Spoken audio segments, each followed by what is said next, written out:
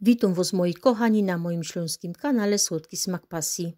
Kochani, dzisiaj pokażę Wam, jak szybko można zrobić swojski, domowy majonez, bez żadnych konserwantów, bez żadnych polepszaczy, więc zapraszam na filmik. Zaczynamy od tego, że potrzebna nam będzie krauza i najlepiej już tako, w której będziemy ten majonez w lodówce przechowywać, żeby my nie musieli z pojemnika do pojemnika tego majonezu przekładać. Krauza musi być czysto i sucho. Ją tutaj wyparza, osusza ręcznikiem.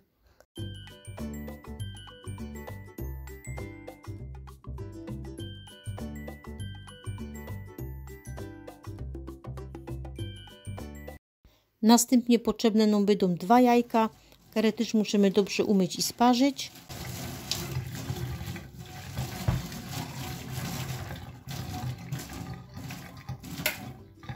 Do majonezu używamy jajka na surowo, także jest bardzo ważne, żeby były bardzo świeże i dobrze sparzone. I przechodzimy teraz do składników, czyli 2 całe jajka, 1/3 łyżeczki soli,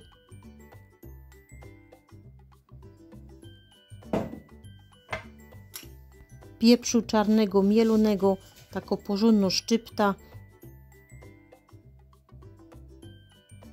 1 łyżeczka musztardy, ja tu akurat mam polską musztarda sarebska,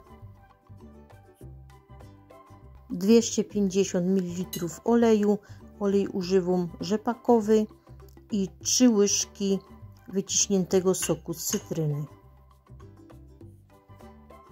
Krauza, jaką będziecie używać do majonezu, powinna z góry być na tyle szeroko, żeby można było swobodnie z blenderem pracować.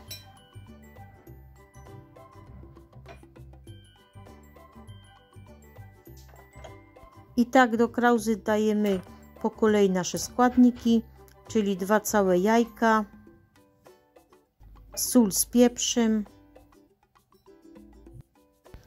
następnie musztarda,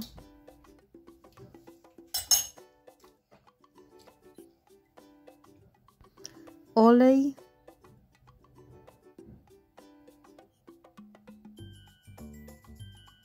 i na końcu sok z cytryny.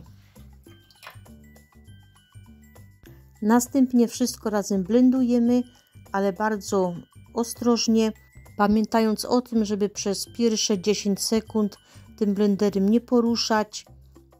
Już widzimy, że na dole tworzy nam się taka emulsja.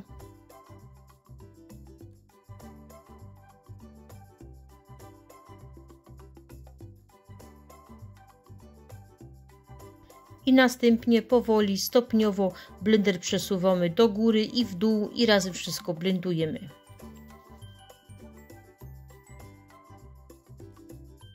I domowy majonez jest gotowy.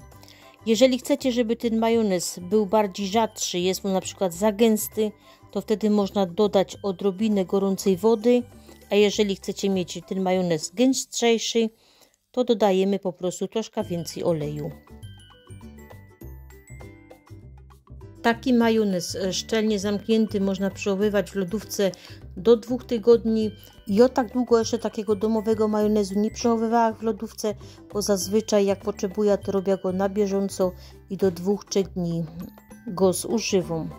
I to dzisiaj na tyle. Dziękuję, że tu ze mną jesteście, za Wasz poświęcony czas.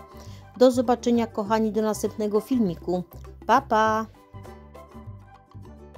A tu jeszcze kilka takich inspiracji na Wielkanoc. Wszystkie te przepisy znajdziecie w mojej playliście. Link zostawiam pod filmikiem w opisie. To do zobaczenia, kochani.